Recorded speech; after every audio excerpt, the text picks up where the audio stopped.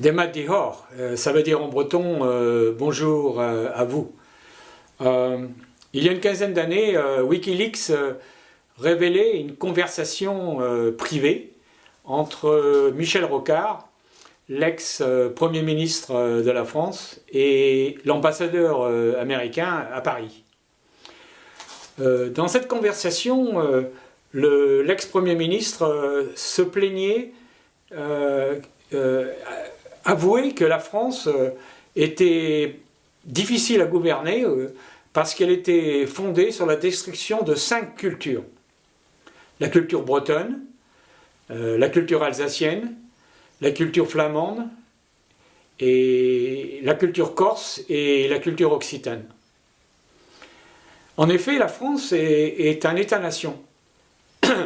C'est-à-dire que ce n'est pas la nation qui construit l'État, mais l'État qui construit la nation. On aurait pu en rester là, mais la France a cru qu'elle pouvait appliquer ce concept au reste du monde. Encore dernièrement, en 2014, sous la présidence de François Hollande, les régions administratives ont été fusionnées sans aucune consultation des populations locales. La Bretagne, qui revendique son retour à son territoire historique avec les 5 départements, n'a pas été réunifiée. Mais plus grave, à l'époque coloniale, en Afrique, la France a créé des colonies qui sont devenues des États, basés uniquement sur la géographie et ses intérêts économiques. Au Moyen-Orient, en 1920, au traité de Sèvres, les Alliés ont créé un minuscule État kurde, alors qu'il y avait 30 millions de Kurdes, et cet État a vite été absorbé par la nouvelle Turquie. À la fin de la Première Guerre mondiale, les Alliés, au traité du Trianon aussi, en 1920, on célèbre d'ailleurs le centenaire de ce traité cette année, un traité injuste et inique qui voit la Hongrie perdre 3 millions de Hongrois. 2 millions de Hongrois vont se retrouver en Transylvanie et devenir roumains du jour au lendemain. Aujourd'hui, c'est 1,2 million de Hongrois vivant dans le pays des Sicules qui revendiquent cette identité hongroise. Le traité du Trianon, signé le 4 juin 1920 au Grand Trianon de Versailles, est une aberration. Alors que les Alliés se réservaient le droit d'appliquer le principe du droit des peuples à disposer d'eux-mêmes aux vainqueurs, ils refusaient ce même principe aux vaincus.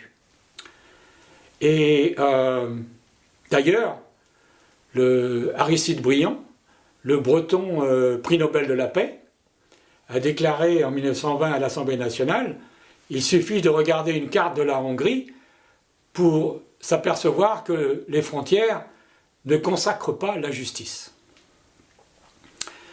Alors aujourd'hui, l'Europe, qui n'est le résultat de la communauté européenne, qui n'est que le résultat de traités internationaux, ne veut pas faire grand-chose sur ce problème. D'ailleurs, le Parlement européen a très peu de pouvoir puisque la Commission européenne a droit de veto sur tout et à l'initiative des lois.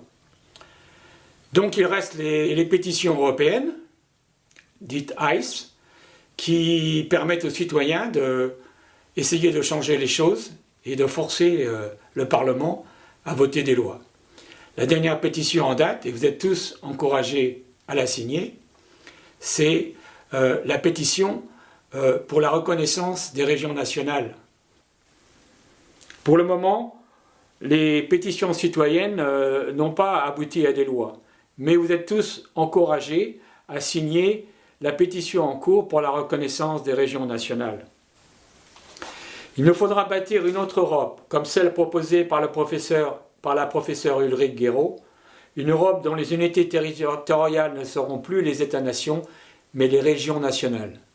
Elle sera composée de la Bretagne, de la Bavière, de la Corse, de l'Écosse, de la Catalogne, du pays des Sicules, etc., etc. Un immense travail. Une révolution est devant nous. En attendant, vous êtes tous encouragés à signer la pétition pour la reconnaissance des régions nationales, intitulée « Politique de cohésion pour l'égalité des régions et le maintien des cultures régionales ». Bon courage à tous.